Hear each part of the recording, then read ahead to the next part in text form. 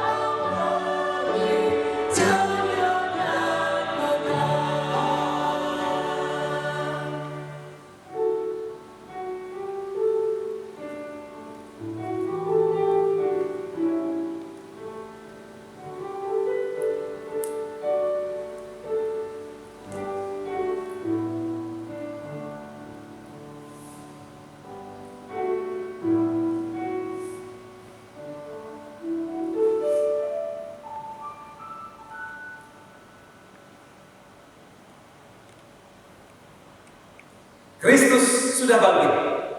Ya, benar. Kami mengalami kebangkitannya. Ibadah ini berlangsung untuk merayakan Kristus yang bangkit. Amin.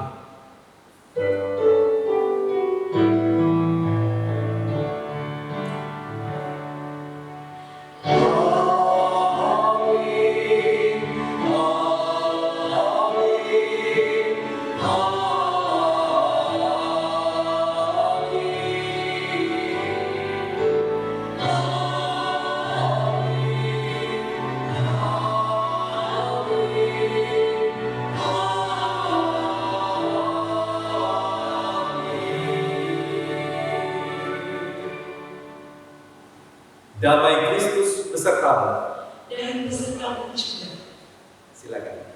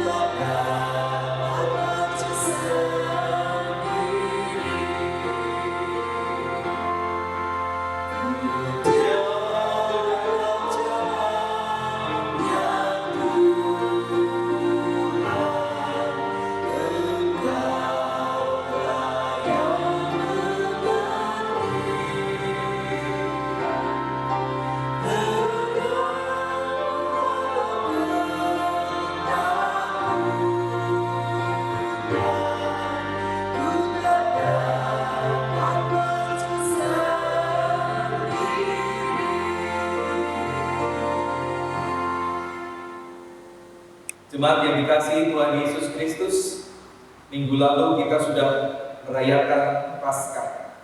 Kita boleh kembali mengingat Tuhan yang bangkit. Namun apakah kebangkitan Tuhan itu sungguh-sungguh berpengaruh dalam kehidupan kita? Apakah kita sudah mau memberitakan karya Tuhan itu semampu kita? Karena kekurangan kita, karena kelemahan kita, karena situasi yang kita hadapi saat ini, maka mungkin kita kurang mampu untuk melakukannya. Bahkan barangkali setelah kita bergembira merayakan Paskah, masih ada juga dosa dan kesalahan yang kita kerjakan. Karena itu mari bersama-sama saya mengundang kita untuk mendekatkan diri di hadapan Tuhan. Kita menaikkan doa pengakuan dosa. Mari kita berdoa. Ya Tuhan Allah kami yang hidup, Allah kami yang bangkit, yang sudah kami rayakan di dalam kebangkitan, di dalam Paskah yang hari ini pun masih tetap kami rasakan nuansa kebangkitan itu. Ya Tuhan, sungguh kami bersyukur atas kebangkitan, atas anugerah keselamatan yang Engkau berikan. Namun ya Tuhan, kami menyadari sampai hari ini pun kami belum bisa untuk melakukan kehendak Tuhan itu dengan sempurna. Jangankan untuk berbagi, jangankan untuk memberitakan karya Tuhan itu melalui tindakan nyata kami. Hati kami, mulut kami, pikiran kami, perkataan kami pun masih mengambil dosa, masih terpikirkan hal-hal buruk, masih memikirkan hal-hal yang menjengkelkan, menyakitkan hati, masih mengucapkan kata-kata yang kadang membuat orang lain terluka hati. Ampuni kami ya Tuhan, ketika Paskah tidak begitu mampu untuk memulihkan kami hidup di dalam kehidupan yang berkenan sesuai dengan kehendak Tuhan. Kiranya Engkau pada hari ini juga memberikan kekuatan baru, pengampunan yang selalu baru, sehingga kami tambah lagi dimampukan menjadi pribadi yang lebih berkenan di hadapan Tuhan.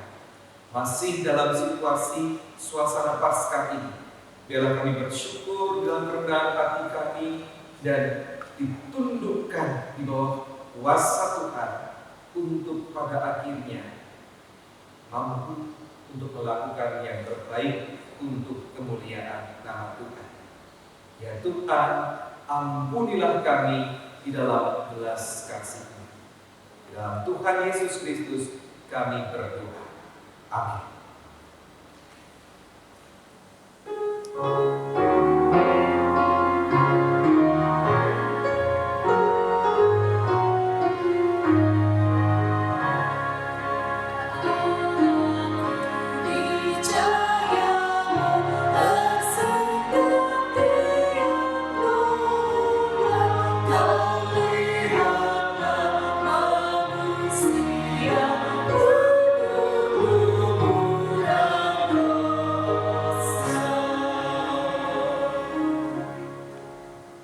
Jemaat yang sudah mengaku dosanya di hadapan Tuhan, mari saya undang untuk bangkit berdiri.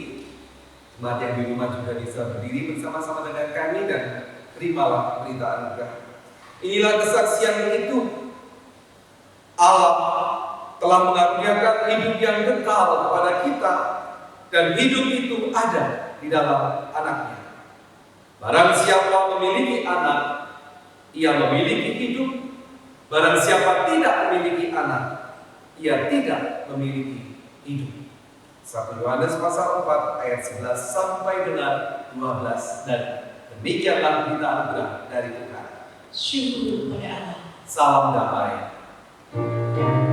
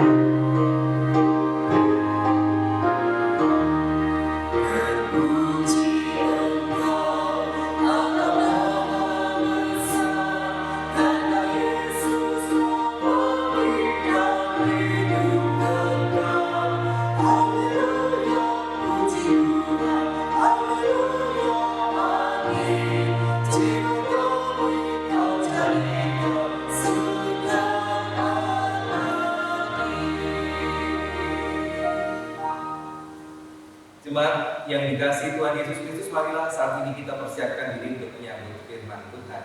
Mari kita berdoa. Ya Tuhan Allah yang hidup, Allah yang sudah memberikan pengampunan dan damai sejahtera-Nya bagi kami. Kami bersyukur pada pagi hari ini Engkau masih berkenan menyapa kami melalui firman Tuhan. Kuasailah kami ya Tuhan dengan Roh Kudus-Mu, sehingga ketika firman Tuhan dibacakan, firman Tuhan diberitakan, kami dimampukan untuk mendengarkan sabda-Mu. Kami dimampukan untuk memahami firman-Mu itu. Dan lebih jauh dari itu, kami dimampukan pula untuk memperlakukan firman itu di dalam kehidupan kami hari lepas hari, baik hamba-Mu yang mendengarkan maupun hamba-Mu yang saat ini menyampaikan firman Tuhan. Karena itu ya Tuhan, berfirman-Lah, anak-anak-Mu siap untuk mendengarkannya. Demi Yesus Kristus, Tuhan, Sang Firman yang hidup. Amin. Jemaat yang dikasihi Tuhan Yesus Kristus, Injil Tuhan Yesus Kristus pada pagi hari ini dibacakan dari Injil Yohanes. Kita akan membaca pasalnya yang ke-20, ayatnya yang ke-19 sampai dengan ayatnya yang ke-31. Yohanes 20 ayat 19 sampai dengan 31. Lembaga Alkitab Indonesia membaginya dalam 3 bagian dengan memberikan judul masing-masingnya adalah: yang pertama, Yesus menampakkan diri kepada murid-muridnya. Kemudian yang kedua, Yesus menampakkan diri kepada Thomas. Dan yang ketiga, maksudnya Injil ini dicatat. Demikianlah Injil Tuhan Yesus Kristus. Ketika hari sudah malam, pada hari pertama minggu itu, berkumpullah murid-murid Yesus di suatu tempat dengan pintu-pintu yang terkunci, karena mereka takut kepada orang-orang Yahudi. Pada waktu itu, datanglah Yesus dan berdiri di tengah-tengah mereka dan berkata, "Damai sejahtera bagi kamu." Dan sesudah berkata demikian, Ia menunjukkan tangannya dan lambungnya kepada mereka. Murid-murid itu bersukacita ketika mereka melihat Tuhan. Maka kata Yesus sekali lagi, "Damai sejahtera bagi kamu. Sama seperti Bapa mengutus aku, demikian juga sekarang aku mengutus kamu." Sudah berkata demikian, Ia mengembusi mereka dan berkata, "Terimalah Roh Kudus. Jikalau kamu mengampuni dosa orang, dosanya diampuni. Dan jikalau kamu menyatakan dosa orang tetap ada, dosanya tetap ada." Tetapi Thomas, seorang dari ke-12 murid itu yang disebut Didimus, tidak ada bersama-sama mereka ketika Yesus datang ke situ. Maka kata murid-murid yang lain itu kepadanya, "Kami telah melihat Tuhan." Tetapi Thomas berkata kepada mereka, "Sebelum aku melihat bekas paku pada tangannya, dan sebelum aku mencucukkan jariku ke dalam bekas paku itu, dan mencucukkan tanganku ke dalam lambungnya, sekali-kali aku tidak akan percaya." 8 hari kemudian, murid-murid Yesus berada kembali dalam rumah itu, dan Thomas bersama-sama dengan mereka. Sementara pintu-pintu terkunci, Yesus datang, dan Ia berdiri di tengah-tengah mereka dan berkata, "Damai sejahtera bagi kamu." Kemudian Ia berkata kepada Thomas, "Taruhlah jarimu di sini, dan lihatlah tanganmu. Ulurkanlah tanganmu dan cucukkan ke dalam lambungku, dan jangan engkau tidak percaya lagi, melainkan percaya." Thomas menjawab Dia, "Ya Allahku, ya Tuhanku." Kata Yesus kepadanya, Karena engkau telah melihat aku, maka engkau percaya. Berbahagialah mereka yang tidak melihat, namun percaya. Memang masih banyak tanda lain yang dibuat Yesus di depan mata murid-muridnya yang tidak dicatat dalam kitab ini. Tetapi semua yang tercantum di sini telah dicatat supaya kamu percaya bahwa Yesuslah Mesias, Anak Allah, dan supaya kamu oleh imanmu memperoleh hidup dalam namanya.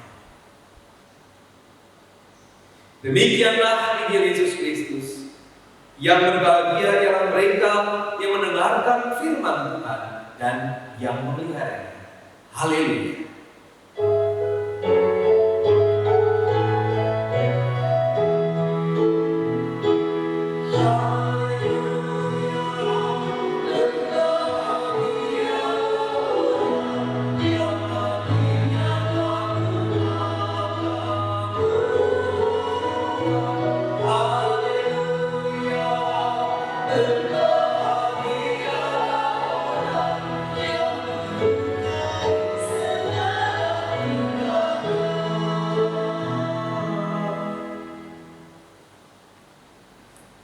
Shalom jemaat yang dikasihi Tuhan. Shalom, shalom. Jemaat yang dikasihi Tuhan Yesus Kristus, masih dalam suasana Paskah. Pada pagi hari ini tema kita yang Paskah itu adalah Duta Damai Sejahtera. Harapannya adalah supaya masing-masing dari kita, jemaat GKI Kedung Indah, bisa menjadi duta atau utusan dari damai sejahtera. Jemaat masih ingat lagu yang sering saya nyanyikan dalam pembacaan Alkitab di masa raya Natal? Lagunya begini. Kemuliaan bagi Allah di tempat yang maha tinggi dan damai sejahtera di bumi di antara manusia yang berkenan kepadanya. Itu dari Lukas pasal 2 ayat 14. Nah jemaat, tema-tema damai sejahtera biasanya disampaikan dalam masa raya Natal, namun jarang digunakan dalam masa raya Paskah. Padahal Paskah adalah pembuktian akan terjadinya damai sejahtera itu. Dan sebagai orang percaya, kita diutus untuk menjadi duta damai sejahtera. Sebagaimana judul tema kita pada minggu Paskah kedua di pagi hari ini. Jemaat yang dikasihi Tuhan, kata damai ataupun kemudian damai sejahtera dalam bahasa Indonesia itu damai ya, damai sejahtera. Namun dalam bahasa Inggrisnya ada dua bagian, dua kata yang dipakai di sana, yaitu yang pertama adalah peace dan yang kedua adalah prosperous. Bahasa Jawanya adalah ayem lan tentrem, ada ayem dan tentram, ayem lan tentrem.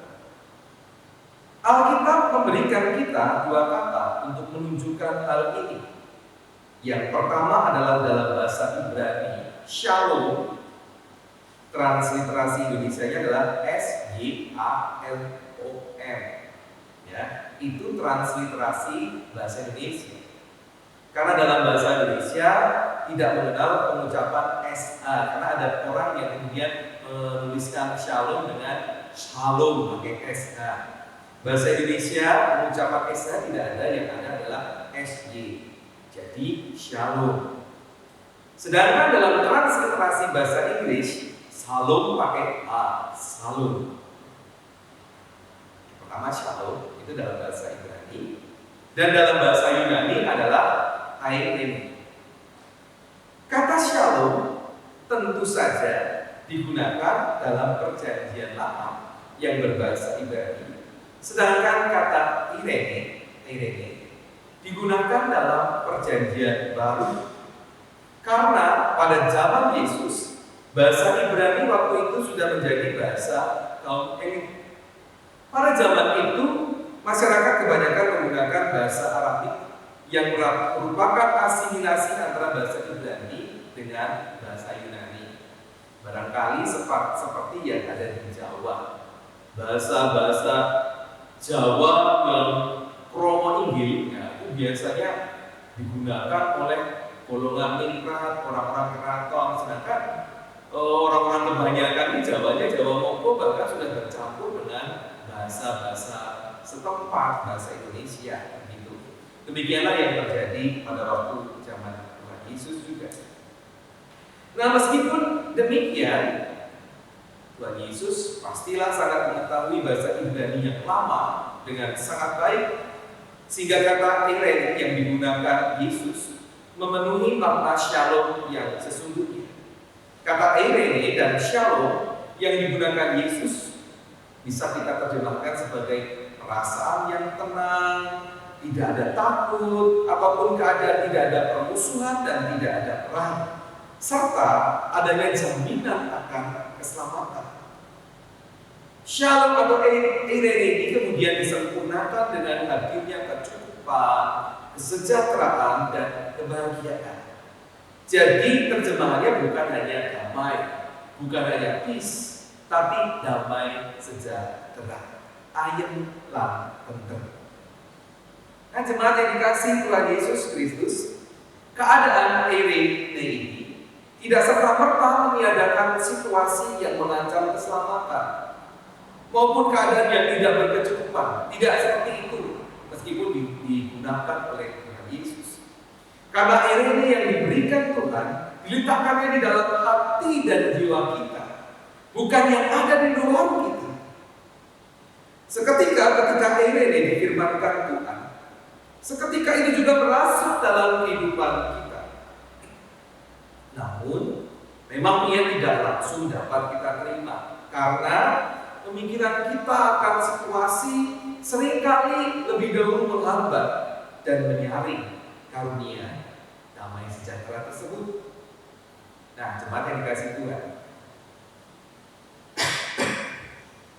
dalam sebuah festival lukis dengan tema damai sejahtera yang diikuti oleh pelukis-pelukis lokal, para juri akhirnya sepakat untuk menentukan 3 pemenang yang terpilih. Pemenang yang ketiga melukiskan keluarga yang kecil sedang bercengkrama di sebuah pantai yang indah. Nah, itu pemenang ketiga. Orang-orang melihat, iya, ini masuk akal. Lukisannya indah, bagus, tekniknya juga sempurna. Juara 3, oke, setuju. Pemenang yang kedua melukiskan sepasang suami istri yang bertani sedang beristirahat dengan menyantap makanan khas desa dan dilatar belakangi dengan padi menguning yang siap dipanen. Orang juga melihat, perhatikan lagi, oh ini juara 2, oh iya, masuk akal, ini bagus ya, bisa kelihatan ada damainya di situ, gambarnya juga indah. Nah, sekarang masuk dalam pengumuman pemenang yang pertama, yang dipilih juri. Justru lukisannya mendapat banyak kritikan dari hadirin dan juga dari peserta sendiri. Kenapa? Karena yang digambarkan oleh pelukis pemenang pertama ini adalah sepasang merpati. Sepasang merpati saling berkasih sayang di dalam sebuah gua. Terus di belakang itu adalah, atau di depan ya, jadi ada gua di belakang depannya di sana terjadi digambarkan hujan yang lebat, diri badai dan petir yang menyambar. Jadi orang bisa melihat suasana hujan lebat, badai, petir, dan di sana ada sepasang burung merpati yang sedang bermesraan. Mereka mempertanyakan, mengapa justru lukisan ini yang dipilih sebagai juara pertama? Padahal latar belakangnya adalah badai yang kesannya bukan memberi damai. Bapak Ibu setuju? Badai tidak memberikan kesan damai. tapi justru menimbulkan kesan yang mencemaskan, yang menakutkan bila dengan juara kedua dan ketiga. Nah, karena ada banyak orang yang ngedumel begitu, yang tidak puas, untuk meredam situasi yang memanas ini, maka ketua Dewan Juri pun menjelaskan bahwa memang para pelukis telah melukis dengan sangat baik. Semua lukisan yang digambar oleh peserta itu sangat baik. Bahkan ketika lukisan yang terpilih telah dilukis dengan sangat indah, dengan kesesuaian warna dan teknik melukis yang prima. Sehingga awalnya memang para juri ini kesulitan untuk menentukan pemenang. Sehingga nilai tambahnya adalah bagaimana bisa terjadi kesesuaian antara lukisan dengan tema yang ditentukan. Pemenang yang ketiga dan kedua tentu sangat mudah untuk ditentukan karena pasti ini adalah sebuah tema klasik yang biasa disepakati oleh banyak orang. Tapi pemenang pertama yang mereka pilih justru memang memberikan nuansa yang baru dan dalam memaknai damai sejahtera. Lukisan pemenang pertama justru menunjukkan damai sejahtera yang sumbernya dari dalam, bukan dari luar. Karena keadaan luar bisa jadi menakutkan dan tidak bisa menghadirkan damai sejahtera. Namun hati yang dipenuhi oleh damai tetap bisa memiliki meskipun situasi di luar itu tidak mendukung terjadinya damai sejahtera. Itulah yang kemudian ditunjukkan oleh sepasang merpati yang masih tetap bisa berkesetaraan karena mereka tetap percaya akan pemeliharaan Tuhan di tengah situasi yang menakutkan tersebut. Dan para juri pun bisa merasakan ide yang luar biasa dari pelukis ini dan kemudian sepakat menentukan bahwa ini adalah pemenang pertama karena berpikir out of the box, berpikir keluar dari zona nyaman manusia biasa. Nah, jemaat yang dikasihi Tuhan Yesus Kristus, para murid baru menyadari jati diri baru mereka. Apa yang jati diri? Kalau kemarin bangga sebagai murid Yesus, tapi kemudian sekarang mereka menyadari, wah, kita ini bisa digolongkan sebagai kaum subversif, penjahat dan pemberontak penguasa agama dan pemerintah. Mereka menyadari karena ternyata pemimpin mereka yang adalah guru mereka, Rabi Yesus, diadili sebagai penjahat dan pemberontak sehingga dijatuhi hukuman mati, salib. Tidak berapa lama lagi kejadian yang sama bisa jadi berlaku bagi mereka. Itu sebabnya perlu bagi mereka untuk mengasingkan diri, perlu bagi mereka untuk menutup diri supaya orang tidak mencari dan menangkapi mereka satu persatu. Mereka sangat cemas dan takut sehingga saling membutuhkan hubungan satu dengan yang lainnya. Dan kebetulan Thomas yang skeptis dan fatalistik itu, apa itu skeptis? Skeptis itu keadaan hati yang suka curiga dan ragu. Jadi skeptis itu pencuriga dan ragu. Sedangkan fatalistik itu orang yang sangat berputus asa dan kemudian pasrah pada nasib dengan mengatakan ini sudah nasib, tidak bisa diubah. Fatalistik. Jadi Thomas seperti itu, curiga, ragu, putus asa yang dalam, merasa bahwa nasib sudah tidak bisa diubah lagi. Thomas sedang menyendiri di suatu tempat yang lain. Dan memang sih dalam situasi seperti ini, siapa yang bisa kuat? Siapa yang bisa optimis menghadapi hidup yang dibayangi dengan kematian? Yang jelas, tidak ada damai apalagi sejahtera pada saat itu. Hal ini diperparah dengan duka cita mereka yang sangat dalam karena hilang. Nah, dalam situasi tidak ada damai sejahtera itu, Yesus tiba-tiba hadir di tengah ruangan yang terkunci. Kata yang pertama dikatakan oleh Yesus adalah damai sejahtera bagi kamu. Firman ini menerobos hati para murid, namun tidak dapat dengan segera diterima dan dirasakan oleh mereka. Dalam pikiran mereka terbersit tanya, orang apakah ini? Yang semula tidak ada dalam ruangan itu namun tiba-tiba bisa masuk tanpa diketahui. Jangan-jangan persembunyian mereka diketahui dan kunci pintu sudah dibuka oleh pengintai mereka. Namun mereka mengenal suara Yesus. Perawakan Yesus sudah mereka ketahui. Yang telah menyapa mereka adalah orang yang serupa dengan Yesus guru mereka, yang katanya sudah bangkit. Namun kata yang lain, mayatnya dicuri orang. Apakah ini hantunya Yesus? Apakah benar Yesus ini masih hidup? Pikiran berkecamuk ini melawan firman damai sejahtera, eirene, yang diucapkan oleh Yesus. Namun sesudah melihat apa yang ditujukan Yesus, dan kemudian bahwa mereka dapat memegang tubuh Yesus, tangan, lambung, mereka bisa memegangnya.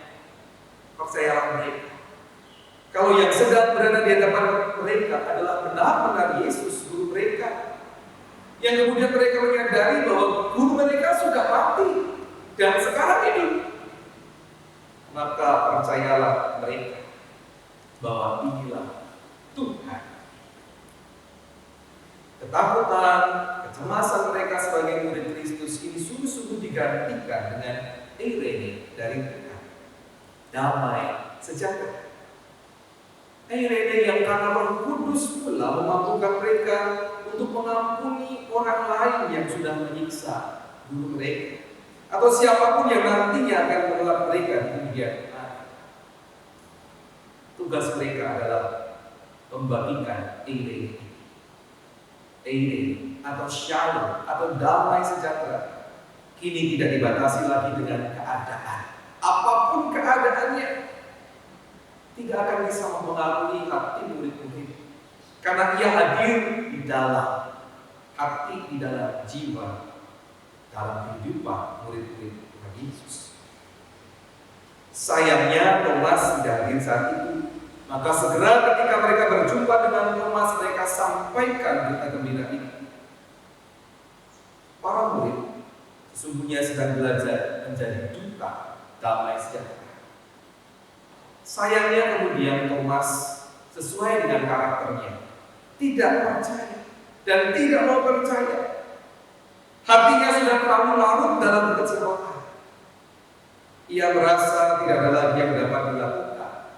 Bahkan mungkin teman-temannya juga dianggap sudah gila. Sama dengan rekan-rekan perempuan yang lain. Mereka berkhayal. Karena itu Thomas hanya mau percaya bila ia sendiri juga mengalami perjumpaan yang sama.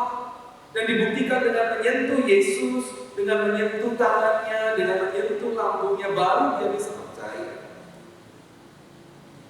Memang akhirnya Tuhan menampakkan diri secara khusus kepada Thomas. Dan di dalam sapaan itu Tuhan juga menasihati bahwa orang-orang yang berbahagia adalah setiap orang yang percaya akan berita kebangkitan ini tanpa melihatnya secara langsung seperti yang dialami oleh Thomas. Dan bukankah ini yang dinamakan beriman? Makin dikasih Tuhan Yesus Kristus. Hal yang positif dari pengalaman Thomas adalah memang seharusnya para pengikut Kristus mengalami perjumpaan pribadi dengan Yesus. Dan hanya dengan hal itulah maka damai sejahtera akan menjadi pengalaman pribadi kita. Perjumpaan pribadi ini tentu tidak perlu mengalami hal yang sama seperti yang diterima oleh Thomas. Ingat, berbahagialah orang yang percaya namun tidak melihat. Pengalaman pribadi itu bisa berbentuk pengalaman bersekutu bersama dengan orang-orang percaya, rekan-rekan persekutuan di gereja kita yang kita kangeni saat ini, atau juga pengalaman hidup merasa ditolong oleh Tuhan melalui hamba-hambanya, atau mengalami pengalaman-pengalaman iman lainnya. Dan dengan cara itulah kita menyampaikannya menjadi duta damai sejahtera Tuhan. Itu yang pertama. Hal yang lain, hal yang kedua adalah dengan melakukan kegiatan-kegiatan positif bagi lingkungan di mana kita berada. Jadi berkat bagi masyarakat yang saat ini langsung maupun tidak langsung terdampak COVID-19. Menjadi berkat dengan cara misalnya berbagi sembako. Saya dengar jemaat ini nanti akan melakukannya. Berbagi nasi bungkus, ini sudah dilakukan dan barangkali akan dikerjakan lagi. Kemudian membagi masker ataupun juga hand sanitizer. Juga yang mungkin bisa dilakukan adalah berbagi informasi yang benar tentang COVID-19 sehingga tidak ada lagi orang yang salah paham dan mengeraskan hati mereka. Sampai-sampai saya merasa sedih, ada sebuah kampung yang sampai menolak jenazah pasien COVID-19 atau bukan pasien, ini seorang perawat yang sampai harus dipindah kuburannya di tempat yang lain. Barangkali mereka kurang mengerti, kurang mendapatkan informasi yang benar tentang COVID-19 ini. Ya, tentu saja kita harapkan itu tidak terjadi lagi, karena percaya bahwa jenazah COVID-19 itu sudah dirawat sesuai dengan standar kesehatan untuk dimakamkan di pemakaman umum, bahkan di perkampungan, dan tidak akan menularkan penyakit itu kepada masyarakat di mana tanah pemakaman itu berada. Bahkan ini yang sederhana, Ibu Bapak Saudara. Ketika saudara keluar, ketika saudara ke pasar atau ke tempat umum menggunakan masker di saat-saat seperti ini, itu juga menjadi bagian sederhana dalam menjadi kita damai sejahtera. Karena dengan keadaan kita ini tidak memberikan orang menjadi khawatir, kita tidak khawatir dan orang lain juga tidak khawatir akan ketularan ataupun menularkan. Dan masih banyak hal yang bisa jemaat rencanakan baik-baik, pikirkan baik-baik di dalam keterbatasan kita. Jadi jemaat yang dikasihi Tuhan Yesus Kristus, pikirkanlah rencana-rencana baik, rencana-rencana yang bisa membagikan damai sejahtera di tengah keterbatasan kita, supaya kita bisa mempraktekkan firman Tuhan ini menjadi duta-duta damai sejahtera Tuhan. Selamat mengerjakannya bersama dengan Tuhan. Tuhan Yesus memberkati. Amin. Anggota jemaat, kami persilahkan untuk berdiri. Marilah dengan sikap tegak kita bersama dengan umat Allah di masa lalu, masa kini dan masa depan, mengingat pengakuan pada baptisan kita menurut pengakuan iman Kristen. Aku percaya kepada Allah, Bapa yang Maha Kuasa, langit dan bumi, dan pada Yesus Kristus, Anaknya yang tunggal Tuhan kita, yang kandung daripada Roh Kudus, lahir dari anak darah Maria, yang berita sengsara di bawah pemerintahan Pontius Pilatus, disalibkan, mati dan dikuburkan, turun ke dalam kerajaan maut. Pada hari yang ketiga, bangkit keluar dari antara orang mati, naik ke surga, duduk di sebelah kanan Allah, Bapa yang Maha Kuasa, dan dari sana Dia akan datang untuk menghakimi orang yang hidup dan yang mati.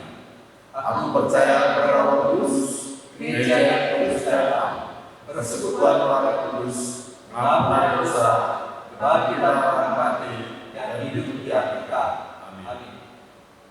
Jemaat serahkan dulu kembali.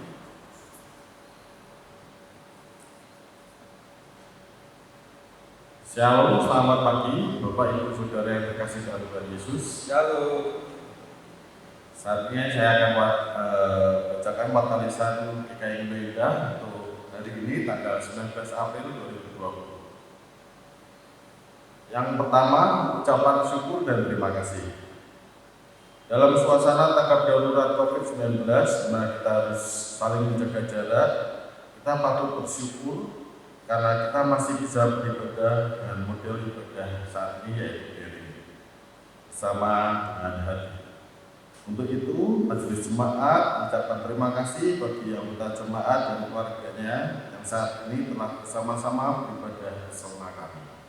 di rumah masing-masing, di mana ibadah kali ini dilayani oleh pendeta dan pendeta Kristen.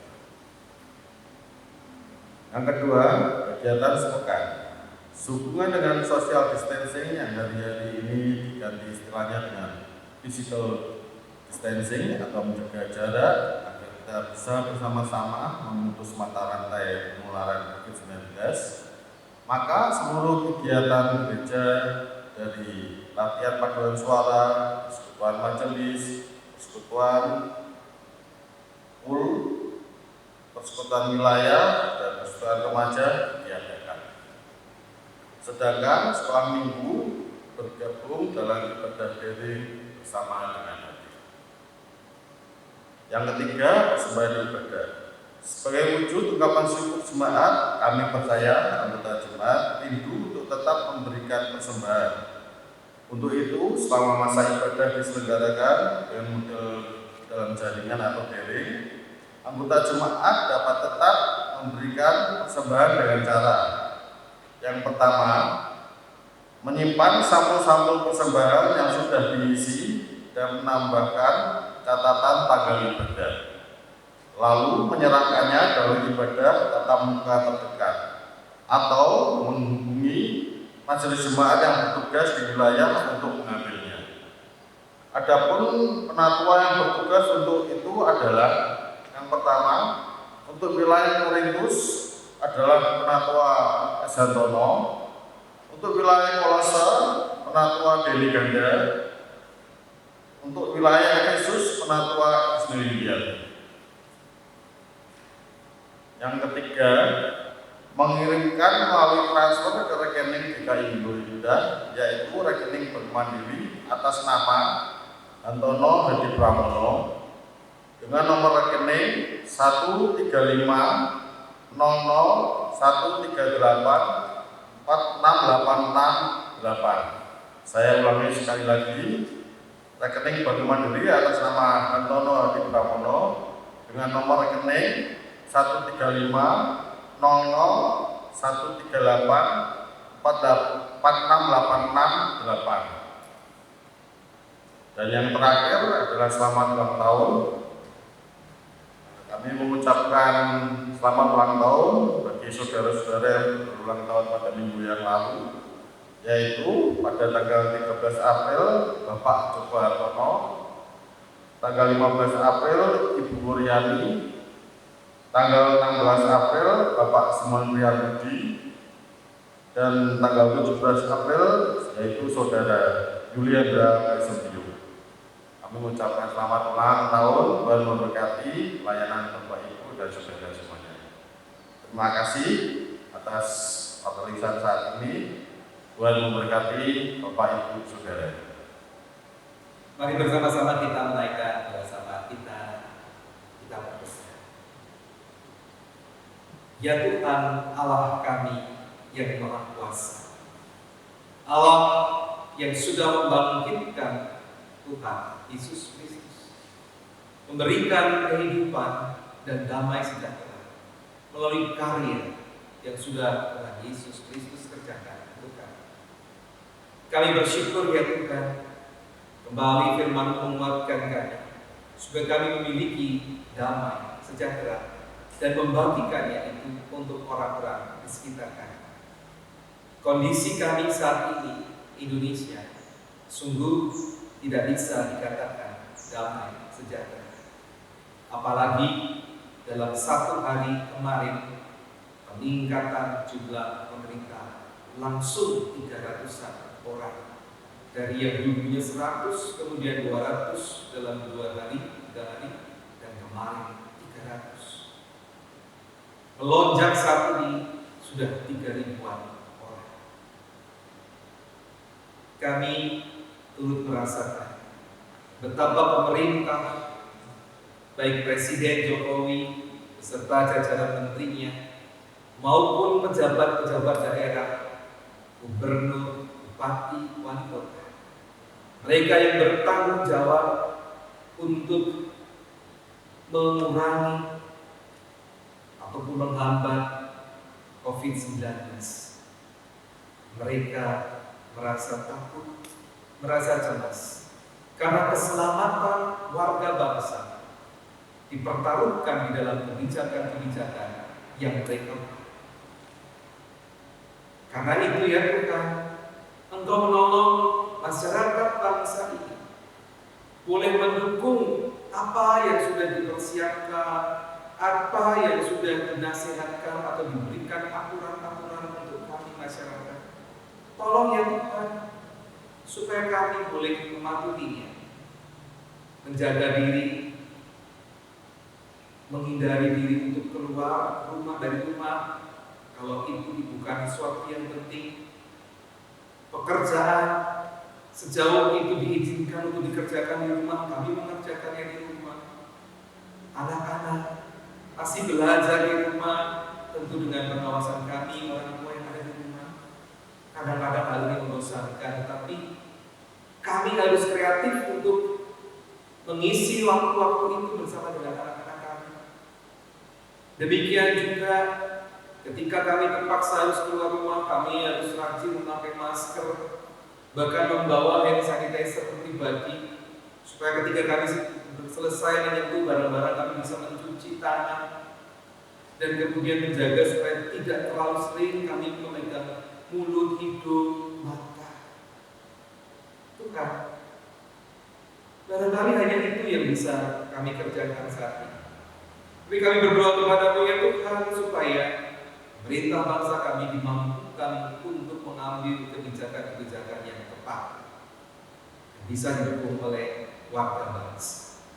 Sementara itu, para ahli kesehatan, para peneliti, Engkau juga mampukan mereka, sehingga mereka bisa menemukan vaksin yang cocok untuk bisa diberikan kepada orang-orang, sehingga itu boleh menghambat terjadinya penularan COVID-19 ataupun juga obat-obatan. Tuhan tolong berkati. Saat ini terlihat dunia sudah mulai redam, sudah mulai pelan perkembangannya. Tetapi bukan berarti di negara-negara yang baru terjangkit tidak akan bertambah. Engkau menolong supaya kami boleh lepas dari COVID-19. Sama seperti Engkau membangkitkan ya Bapa, Engkau bangkitkan Tuhan Yesus dari kematian. Biarlah Engkau juga membangkitkan kami melewati masa-masa sulit ini bersama dengan seluruh warga Indonesia, warga bangsa, dan warga dunia. Mampukan kami untuk bersatu melewati beban. Demikian juga Engkau berkati para perawat, dokter yang bertanggung jawab untuk memulihkan kondisi pasien COVID-19. Engkau jaga mereka supaya mereka tidak tertular. Dan Tuhan juga berkati anggota masyarakat boleh memahami bahwa mereka punya tanggung jawab moral ketika ada korban. Jika ada korban yang mati dan harus dimakamkan, maka petugas kesehatan pasti sudah menyikapinya, mempersiapkan dengan baik dan itu tidak akan menularkan. Kami sungguh prihatin dengan masyarakat yang menolak korban jenazah yang akan dimakamkan karena takut tertular. Tentu bukan ini yang diharapkan oleh kami sebagai bagian dari bangsa ini. Engkau berikan pemahaman yang baik melalui mereka yang bertanggung jawab, sehingga kejadian-kejadian seperti ini tidak terulang lagi. Terima kasih ya Tuhan, kami juga berdoa untuk warga jemaat GKI Tidak dalam pergumulan mereka di rumah masing-masing. Engkau tetap pelihara, Engkau tetap jagai mereka, berikan kekuatan, berikan kesehatan. Hamba-Mu tahu bahwa jemaat juga merasa rindu untuk bisa berjumpa dengan teman-teman yang lain di gereja ataupun dengar sapaan dari kami, baik pendeta maupun majelis jemaat. Biarlah di masa-masa ini kami bisa menahan diri dan tetap bisa mengalami perjumpaan melalui sapaan-sapaan bukan hanya tertulis dalam teks, tetapi juga bisa menyapa mereka melalui percakapan via telepon ataupun WA dan sebagainya. Engkau tolong bersamaan kami tetap terjaga. Kami boleh saling mendoakan satu dengan yang lain. Dan lebih dari itu ya Tuhan, kami rindu jemaat di KI Gunung Indah bisa turut memiliki ibadah daring ini, sehingga mereka bisa mengutamakan ibadah daring ini dari jemaat ini sebelum mereka kemudian membuka channel yang lain, mengikuti yang lain. Terima kasih ya Tuhan. Kami juga berdoa supaya jemaat Tuhan boleh tetap mendapatkan kecukupan dalam makan minuman mereka. Pergumulan di tengah-tengah rumah tangga, biarlah justru dalam keadaan bekerja di rumah ataupun stay at home, tinggal di rumah dengan lebih lama, kami masing-masing anggota keluarga boleh lebih saling memahami, lebih saling mengasihi, bukan malah menjadi pertengkaran dalamnya. Tuhan tolong damai sejahtera boleh dirasakan oleh anggota-anggota jemaat kami dimanapun mereka berada. Akhirnya itu kan setiap pelayanan kami, pekerjaan kami yang tertunda, Engkau tolong supaya kami bisa mengerjakannya secara pribadi. Demikian juga Tuhan berkati jemaat ini tetap mendapatkan dana yang cukup untuk mengelola kebutuhan-kebutuhannya. Biarlah kami dimampukan, ataupun juga lingkup yang lebih luas boleh juga menolong mereka yang kekurangan ketika harus menghadapi situasi seperti ini. Terima kasih ya Tuhan. Akhirnya kami berserah kepada-Mu.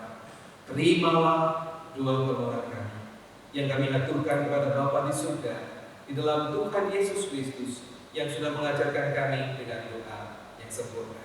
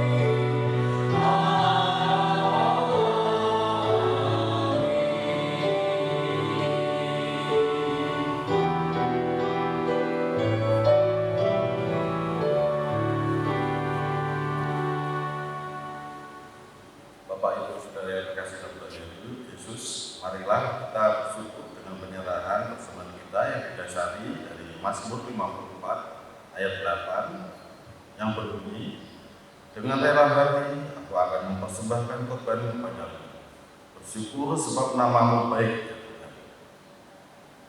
Kita akan memberikan persembahan kita sambil menyanyikan dari KJ 292. Thank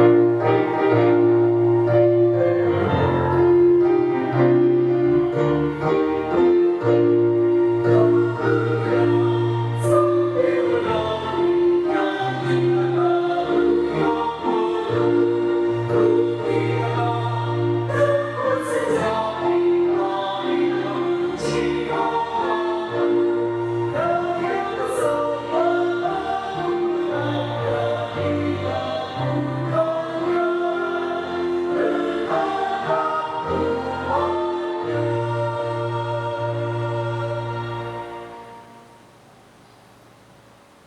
Saatnya untuk kita berdoa bagi persembahan kita.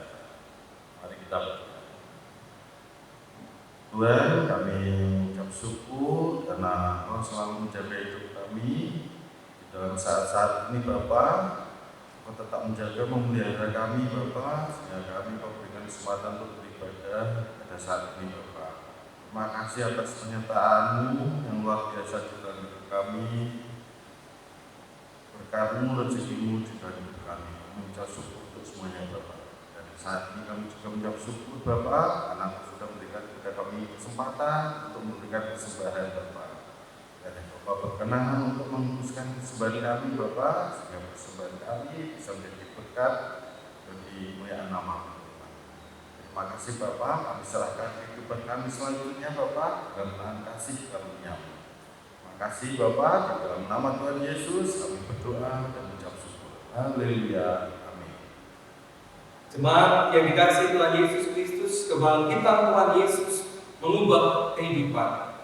Alamilah kebangkitannya setiap hari dan jadilah duta-duta damai sejahtera. Kami buka hati untuk mengalami kebangkitannya.